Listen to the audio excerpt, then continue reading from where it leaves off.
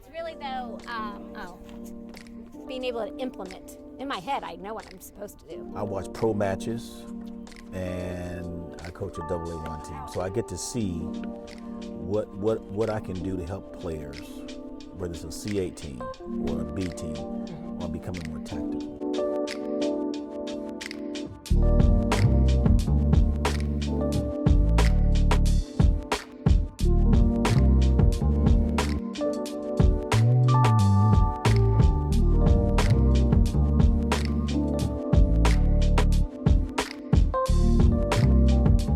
First of all, thank you for having me. No problem. More than welcome to have you come and join us in this practice so you have a good idea of what I do as a coach. I'm so glad I came today. That was super enlightening. It really helps me to understand who you are, not just as a person, but as a coach.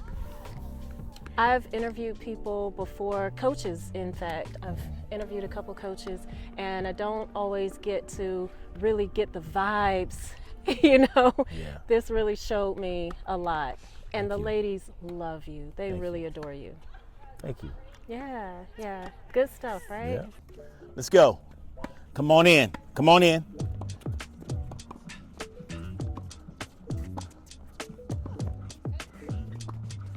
Second ball.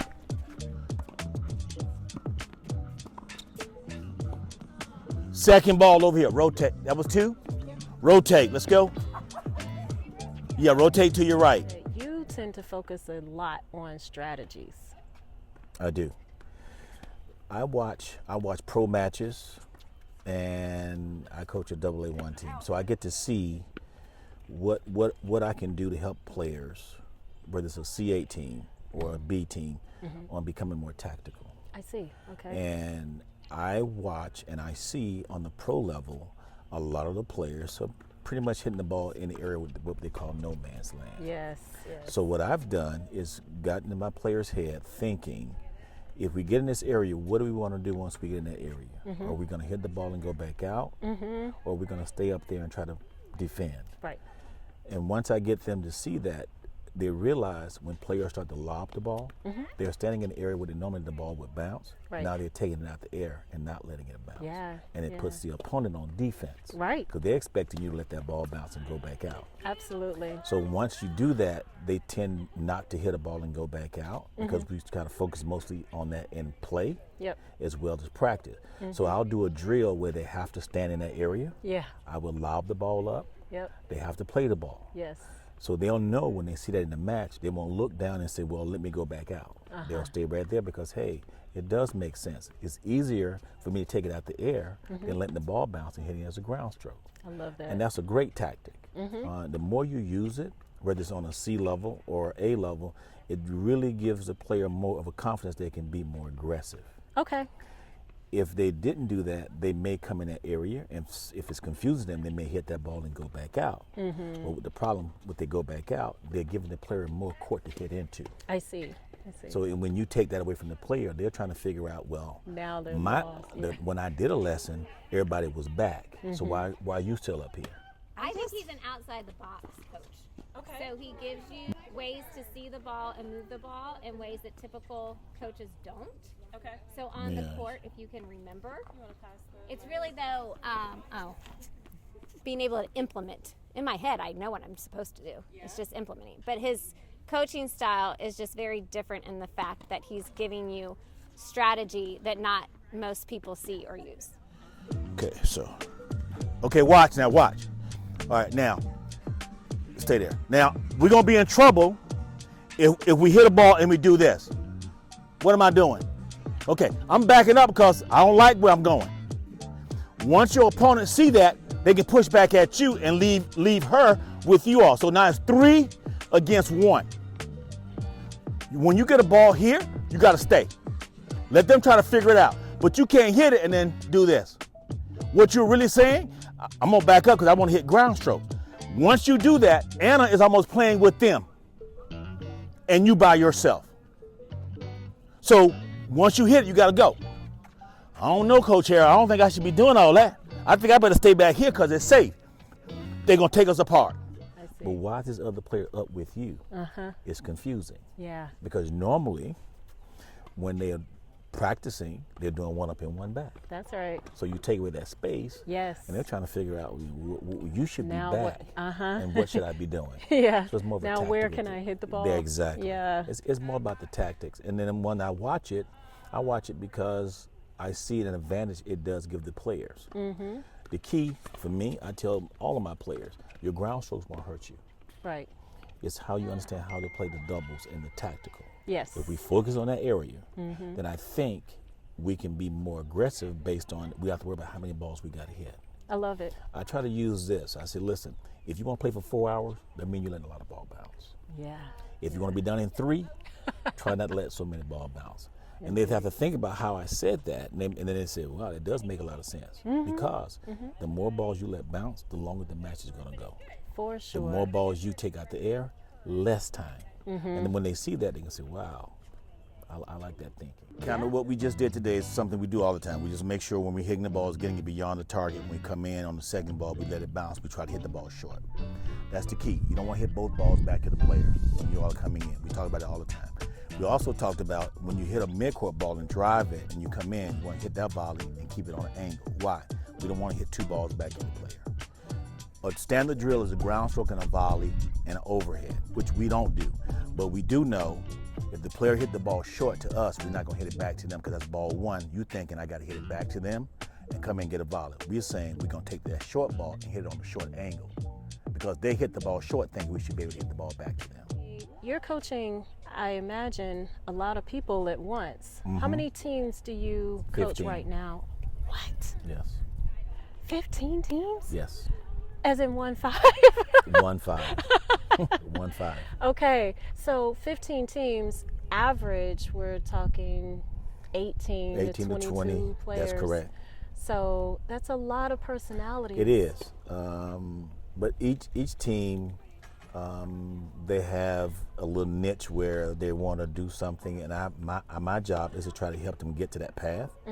Whether it's a AA1 team or a C8 team, you just look at when you're doing a team, what is the objective goal you're trying to get them to get to. Okay. And then once you start to lay that plan out, you start working on that part of it and explain to them why we need to do it that way, Right. and why we need to stay that way the whole time. I see. So once we get on the court, then we start working on things so they would see that those are things I can accomplish. I'm not going to do it all, Right. but I'll be able to do some. Right. As they're doing some, they're going to say, oh yeah, it does help me on the development side. Right. And then I think the key is I do go and watch some of the matches when they play at home or away. And I do that so they can see that I'm supporting them, Of course. not just coaching them. Right. And I think when I do that, their opponent is wondering, then why is this guy here watching you all play? Because he's our coach. Yeah. And he wants to be there to support us. Okay, when you're on this side of the court, you can't let nothing bounce. All volleys are overhead. When you on this side, you hit a ground stroke, they volley the ball back, you can let it bounce because you're down the ball 1. Once you win the ground stroke, you come in, I'll give you a volley. You can't let the ball bounce on either side. When you come on this side, you can't let nothing what? When I feed the first ball and they return it, you can let it what? When you win that point, I'll give you a volley. You play volley, and nobody can let the ball what? If you win both points on this side, you got 5 seconds to come over. That's what I said. Let's go. Let's go. Come on. Let's go. It bounced. Okay, now, volley. Now you get a volley because you let it bounce. You ready? Now, after you hit it back, you can't let it bounce. Come on. Can't let it bounce. 7, 6, 5, 4, 3, 2, 1. Hit it where they can't get it. Can't let it bounce. Volley. Next team for real. Let's go. Come on. No, gotta go. No. You should get that on video because that's a famous one of his. No. No. No.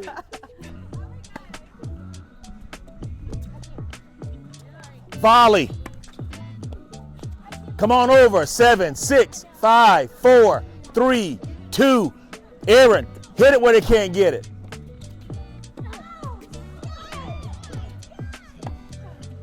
Can't let it. Volley. Can't let it bounce. Next team. Let's go. Can't let it bounce. Oh, yeah, you thought I was kidding, didn't you? Volley. Volley. Can't let it bounce. 7, 6, 5, 4, 3, 2, 2, 2. Hit it where they can't get it. Volley. Next team for real. Now, this team. Okay. They say they're humble. Listen. That's what they told me. They're tough. They're one of my better teams. Okay.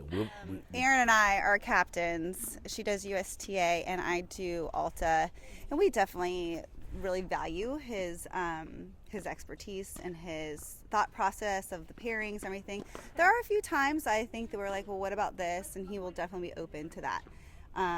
But for the majority, he does a great job with pairing. Did you want to say anything? Yeah, and we trust him to make our lineups. And like Erica said, if we question and we ask him, he always has a good reason as to why he did it that way. Yeah. So.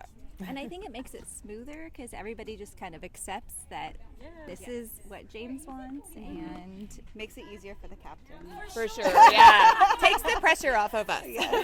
So I also asked them about their strategy with lineups and preparing for the season and everything, and they told me that you're very much involved in assisting them with some of those matters, which I love. That's a tough decision, but I love doing it. Yeah. It takes the pressure off the captain and co-captain because they're on the team. Yeah. If they're on the team, they can't make a good decision based on favoritism. Yes. Or if a player wants to play with somebody all the time. Sure. Yep.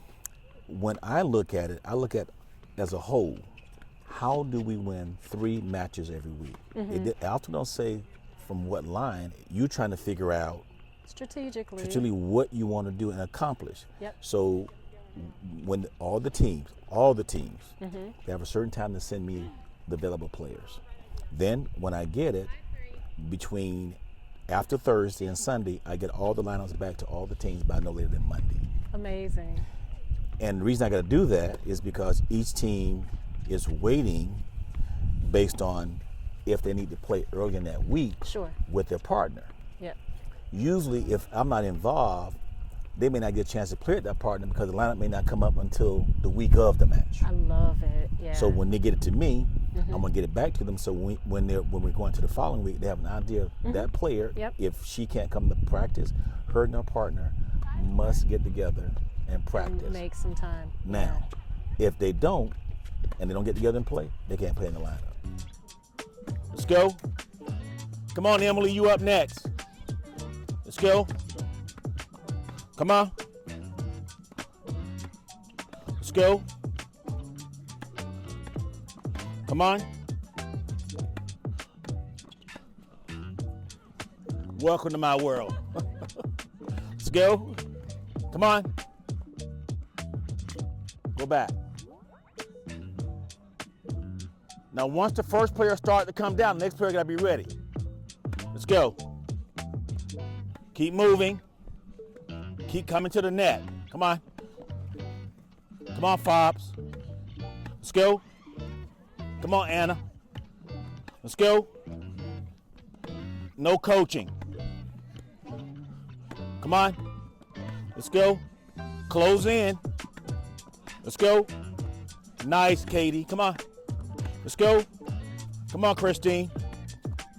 Nice shot. Come on. Close in. Nice shot. Come on. Come on. Second ball. Watch that ball. Volley. Oh. Let it go. Second ball. Come on. Close in, Fobs. Close in, Anna. Let's go. Close to the net, Aaron. We talked about make sure we're playing balls in the transition area. Well, what's transition? Well, they tell us not to play in no man's land, but we're trying to focus on transitioning from that area to play the ball from there. Why? Because we're not going to let nothing bounce. And then we did the drill where we kind of focus on, okay, how do we play the ball when we're standing in that area, knowing I don't have to go back. I can stay right there and play the point out. The key is when we get slow balls, when they bounce, don't hit the ball back to the player. Don't lob because everybody's up. So when you get the ball inside the court, you just want to make sure you're driving the ball. As long as y'all hit the volleys, everybody's trying to get the ball back. It's just a matter of if they give me a high ball or if the ball bounces, I want to put the ball away. Now that last drill, it echoes a lot about us. When we get balls, when we should be volleying, sometimes we let the ball bounce instead of not putting the ball away. So that drill says, I got to go to the volley and put the ball away. Does that make sense?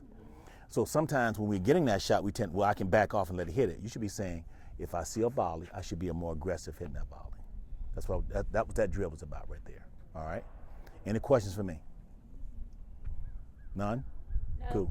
Thank all right. you, James. Listen, no, thank you all. Thank you all too for coming. I really appreciate it, you all being here. All right? Anything else? No? Cool.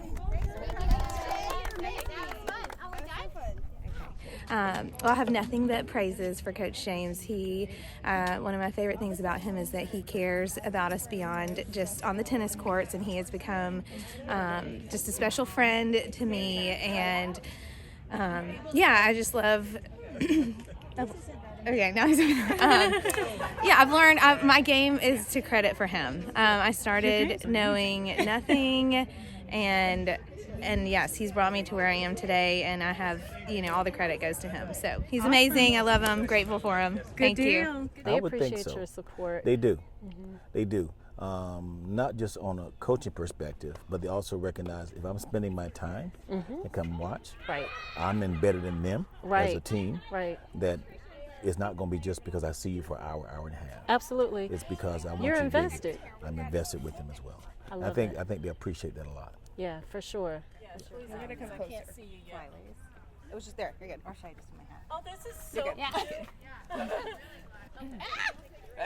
Oh my! Did you get that on? I have everything.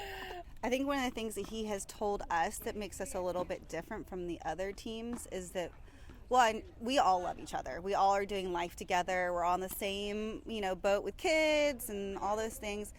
But then when we have a free time and there's a new pairing, we'll go out and practice outside of our lessons. And he thinks that's one of our successes, is just being making sure that we're going out there and giving our all with the person who we're playing with. I think, and I look at, he's down there, but he cares. And I think as hard as he is, and as much as he can nitpick, if it's your day. Come on, Eric, I need that volley. Good. Everyone gets a day. But he cares, and I think he pushes you because he knows what he sees in you. And so it's not that he's bringing you down, he's bringing you up by calling out what he can see in you and your skills, which is what you're capable of. he expects it. Yes. And so he's holding you accountable. Yes. Mm-hmm. And he's pushing us to learn and practice skills that, maybe aren't at our level. He's trying to push us to the next level always. He's not just letting us be stagnant and be happy with where we're at. When I'm playing, I'm like, down the line. I can hear him telling me, Erica, no. Don't play that. No. Give yourself time. Lob, Yes. I can hear him telling me what to do as I play. Yeah. See, I learned that. I learned just being competitive. Not everyone has it. You have to find a little niche that works for every team. Okay. Every team is going to be a little bit different, but you have to walk them through the path as if they want to go with you.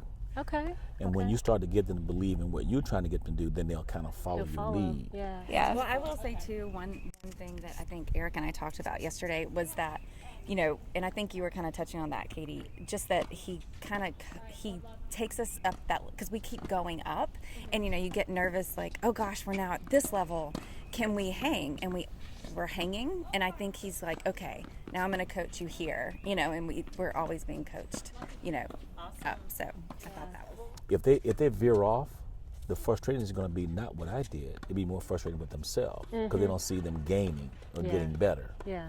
So when we're doing something at practice, it's going to sound like it ain't going well.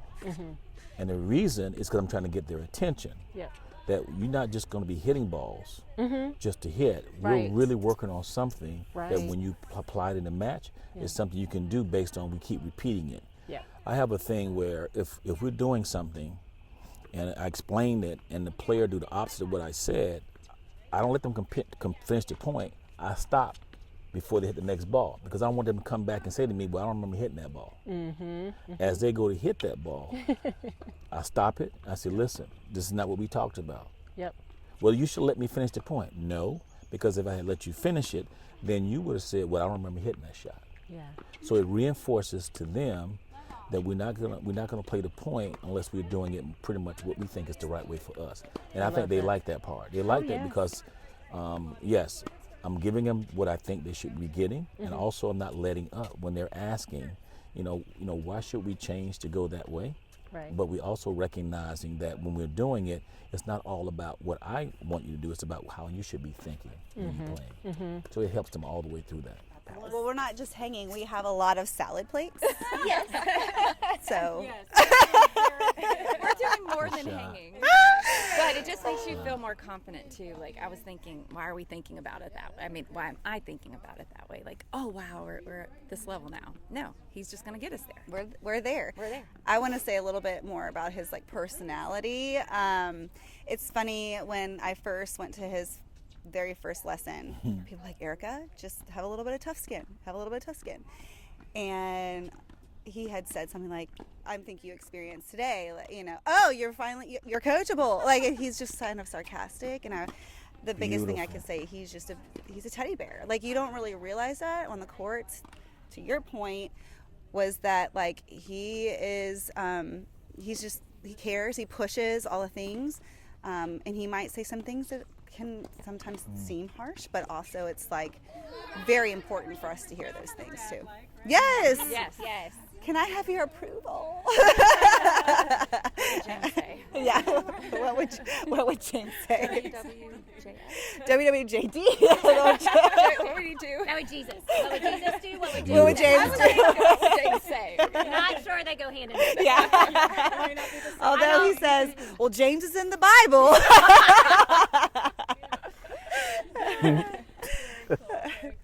May I get each of you to tell your name and where you're from originally? Oh, yes.